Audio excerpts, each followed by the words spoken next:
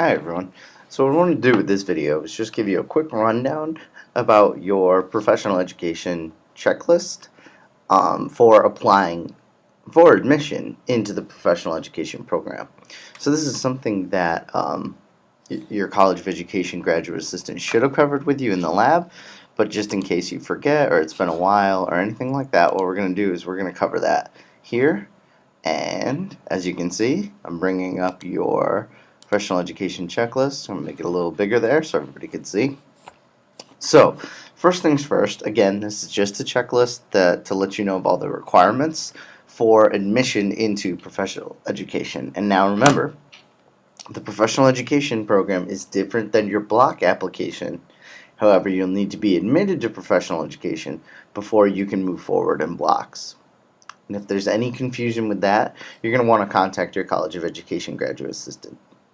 Now, first and foremost, the deadline to complete all of these requirements for admission into the professional education program is either the first Friday in October or the first Friday in March, depending on the semester that you're applying.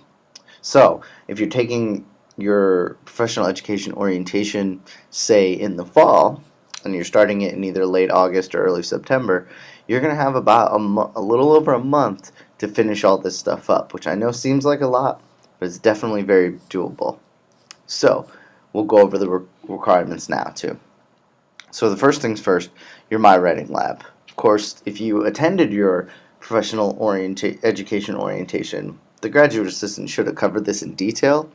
And if not, there's other videos here on this YouTube site where you can look through and see not only getting started on the My Writing Lab, but what you have to complete and what we mean by completing all the modules and everything like that. Now, if you're taking My Writing Lab in association with a class, remember that to receive a grade in that class, you do need to complete My Writing Lab by the end of the semester. Now, what that means for those of you who aren't applying to professional education, you still have to complete your My Writing Lab in the course you're in, otherwise you'll receive an incomplete until you do complete it.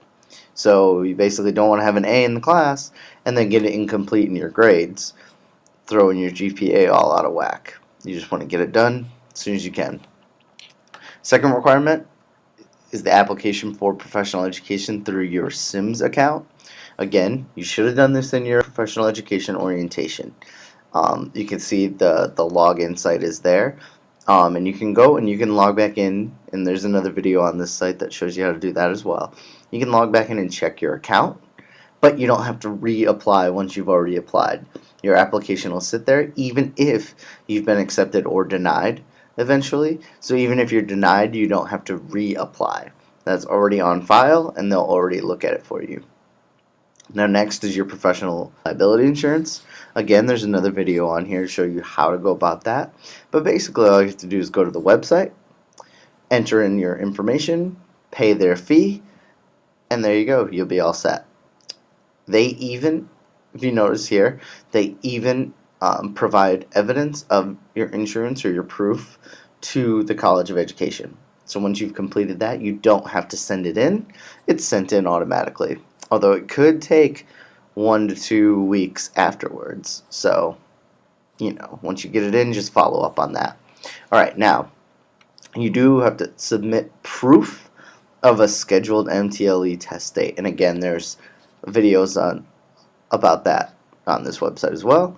But you want to be sure to select Minnesota State University Mankato and when you're registering, and then afterwards, you're going to want to forward an email or paper confirmation of your actual test dates, not just your payment, to the advising office. And what that means is once you register, you'll see you actually have to pay first before the site will allow you to pick your dates. So in doing that, you want to send us the actual test dates, not just the receipt that you've paid. Because if you'll notice, the next requirement for full admission is that you actually have to take the MTLE exam. Now that's the actual test that you have to take. So, quick recap here already. Number 4, submit proof of scheduled MTLE test date. You do have to complete that before the professional education deadline. So before that first Friday in October or that first Friday in March, whichever semester you're doing.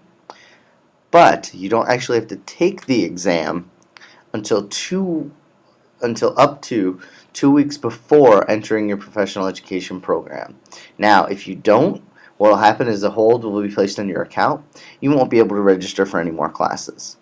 So, what you want to do is you want to go ahead and schedule the MTLE for a date that you feel most comfortable. Now, for some programs, you do have to finish it in this first semester, but if your program doesn't require that, then all you have to do is make sure to schedule it for a time before the next semester.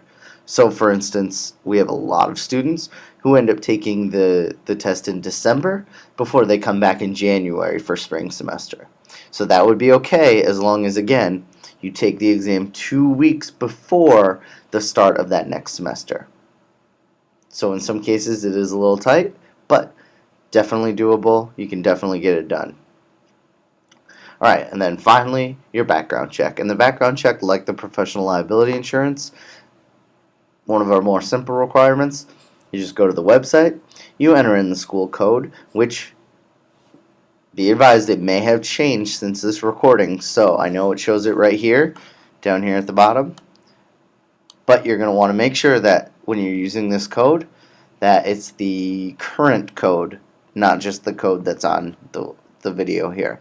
But in any event, you're going to want to put in the website, type in your code, enter in some personal information that it asks you for, mostly addresses of where you've lived, so it can distinguish you from other people with a similar name. And then once you submit that, you don't have to submit proof because the background check also automatically sends proof to the College of Education. Again, though, it's not going to show up right away on your Sims account when you complete it, so you are going to want to follow back in a week or two just to make sure.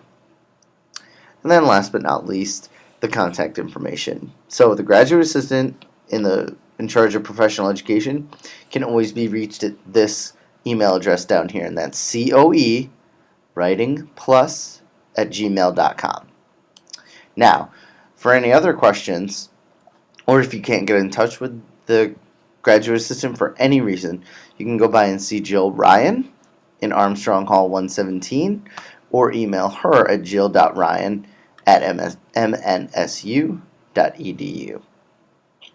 Now again, you have to complete all of these before you'll be fully admitted into the College of Education Professional Education program, and before you can continue on in blocks. So again, you're going to want to complete these as soon as you can once you've gone through your orientation, and hopefully you won't have any problems. But if you do, that's why the College of Education Graduate Assistant is there.